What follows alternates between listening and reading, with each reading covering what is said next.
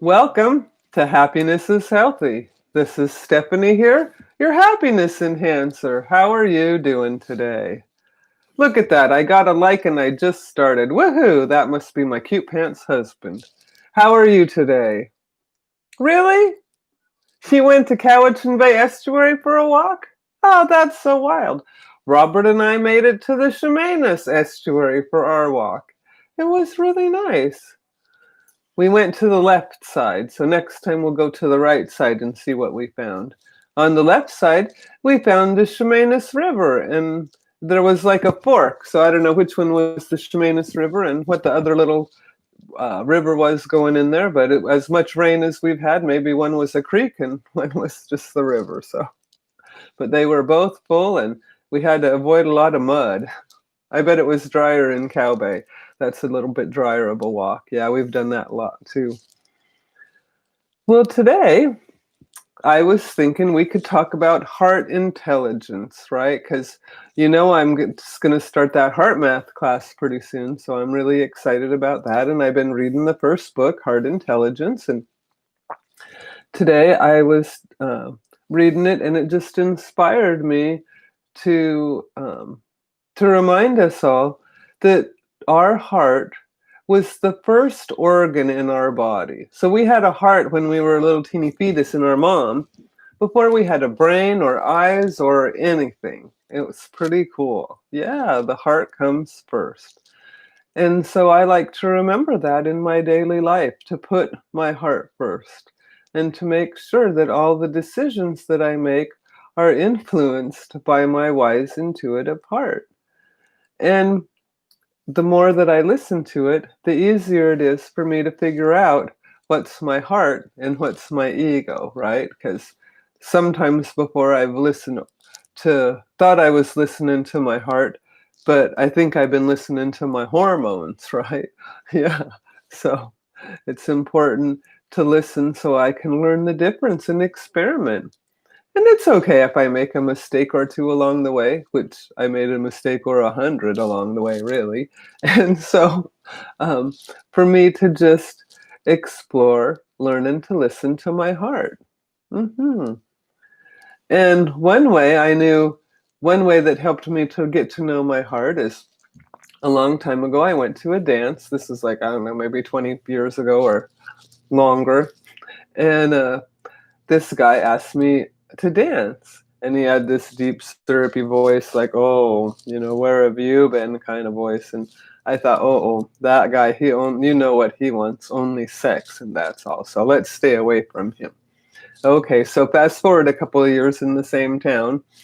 Uh, he was still single and I was still single. So anyway, we started dating, even though I had heard my voice, but he had cancer, and I thought I could help this guy. And anyways, I did, and he lived, and then he said, we had a little talk, and um, he said, I don't think I like you that much. And I thought, well, what's that mean? You don't like me that much because you had cancer, and now you want to see if we can work, or you don't like me and you want me to go away, is what I went thinking about a lot that week.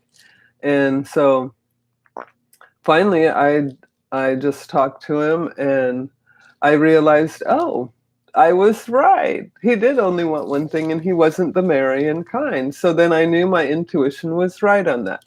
Now, I didn't listen to it that time, but I learned it was right? So we broke up. Fast forward like 6 or 8 weeks, then that's when I met Robert. And then my intuition told me Robert was really good and it would be okay. And I thought, well, last time my intuition told me that guy would stay away from him.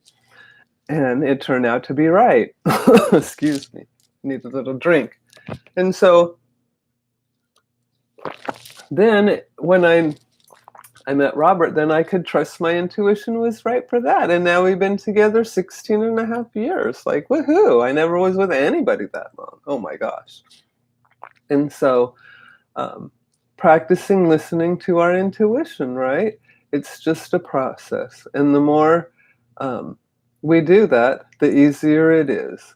Because our head likes to imitate our heart. So sometimes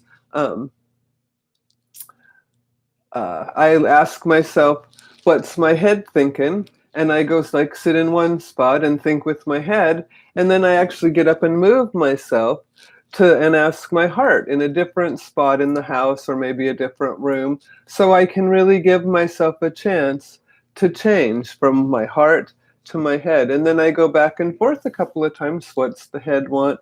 What's the heart want?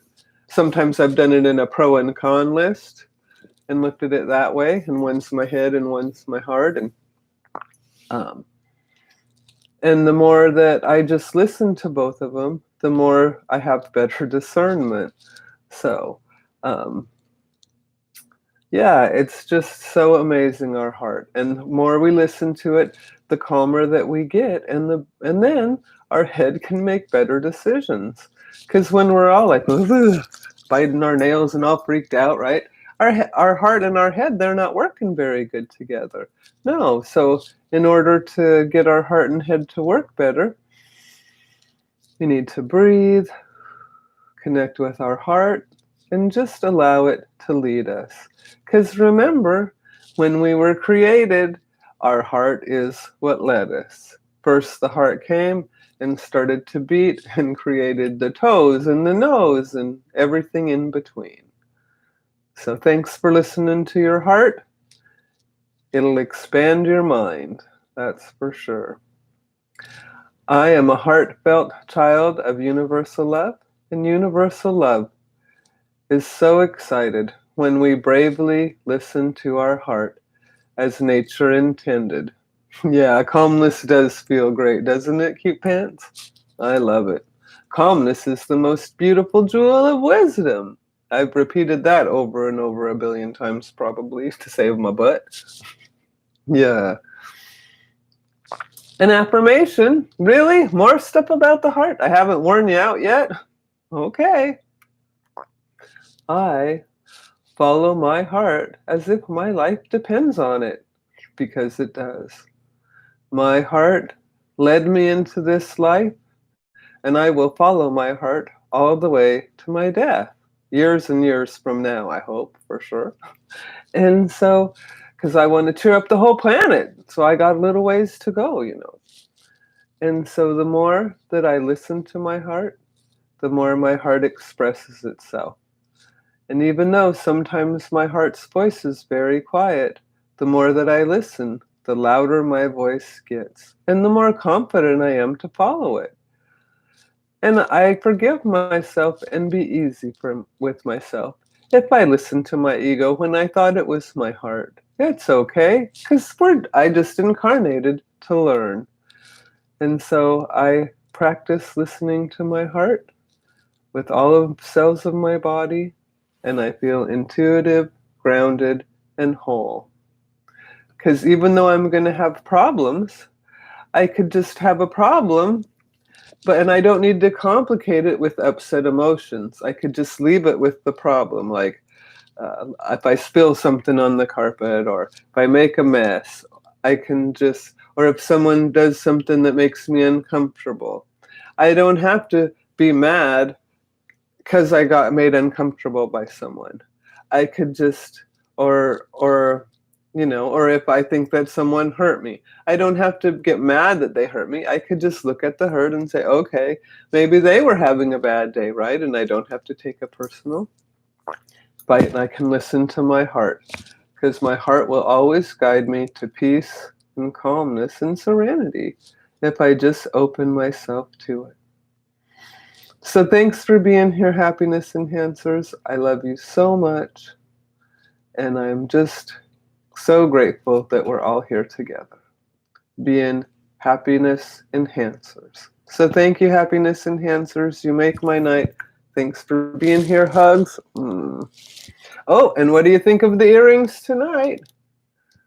Yellow and orange to go with my crazy shirt. What do you think of that? They're kind of fun. Ooh, a nice contrasting black on the back. Ooh, little orange and red back there. Yeah, so I don't think we have any on Etsy like this, but a pair will be coming up similar to this soon. So anyways, and I think we might start another store pretty soon on Mindful Market. Yeah. because we have some environmentally friendly stuff in our products, so why not? Anyways, love you so much. Thanks for being here. You make my night. And thanks for liking, subscribing, and sharing. If I made you smile, giggle, or think. Sweet dreams.